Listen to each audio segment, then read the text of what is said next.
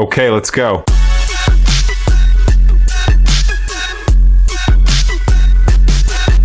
Watch this.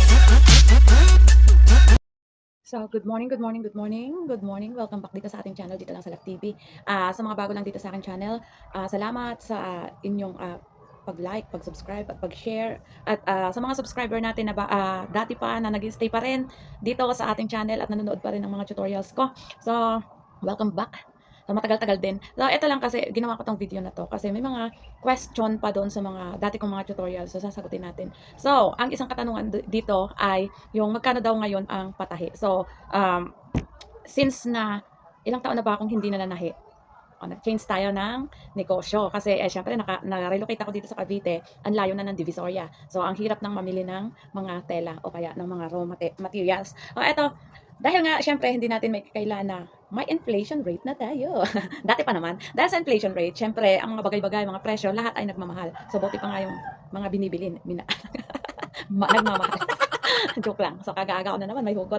Eto nga, kasi nagtanong siya kung magkano ba dapat ang isingil kapag nagpagawa ng throw pillow. So, karaniwan ngayon sa nagpapatahi talaga, no, yung mga pupunta ka sa shop para magpa-repair or magpatahi. So, ang ano talaga ngayon ay 100 to 150 pesos. Labor cost lang po yan. So, sa kanila ng kuryente, makina, sinulid, at syempre magkakating pa yan kung ano-ano. Ngayon, o kaya magtatastas kung repair. So, sa 100 to 150, halimbawa sa atin kasi mga pillowcase, throw pillow, yung mga ganun, bed sheets. So, ang isingil natin sa labor ay 150. Ngayon, sabihin, ang mahal naman, parang gusto ko na lang bumili ng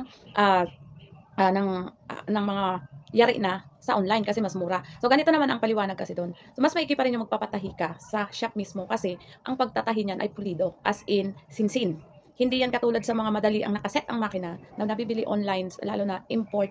So, medyo ano ka dyan, medyo pansinin mo or yung mga details ng pagtatahi. So, ang ano mo dyan, kapag mga punda ang iyong mga tatahiin, suggestion or i-suggest mo sa customer mo na medyo dami-damihan naman. Kung 150 ang labor cost mo, syempre para hindi naman masayang ang oras. Kasi kung isang piraso lang papatahin nyo tapos sisingilin nyo ng 150 ay hindi naman papayag ang customer kasi makakabili na nga online ng dating yari na. So, ang ano mo doon, suggestion nyo, i-package nyo, halimbawa, tropilo for one set. Halimbawa, 6 na piraso, 150 pesos sa tropilo. Ganon din sa punda. Kasi ang mga costing ko year ago, 3 years ago, 4 years ago, I think, pang subcon yun. So, tsaka yung mga pang paninda na mga pagtatahi. So, iba ang labor cost para sa nagsasabon kasi yan, materialis din nila, oo.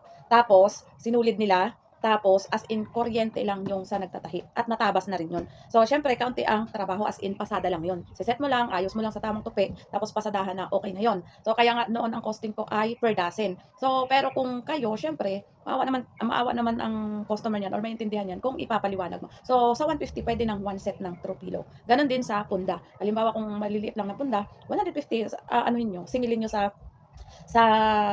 labor cost. Pero halimbawa 6 na piraso lang. Halimbawa ganun. Pag bedsheet ganun din, 150. Kahit sagutin mo na lang yung garter nun, napaikot. So, yun lang. At ang mga nagtatanong din pala kung saan kung nabibili yung mga tela dati, tulad nitong nasa ano ko, 'di ba?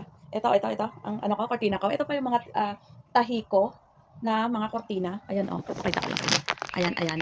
O, di ba? Ang aking kusina ay nakaganyang. Ay, teka, ilayo natin. Ano siya?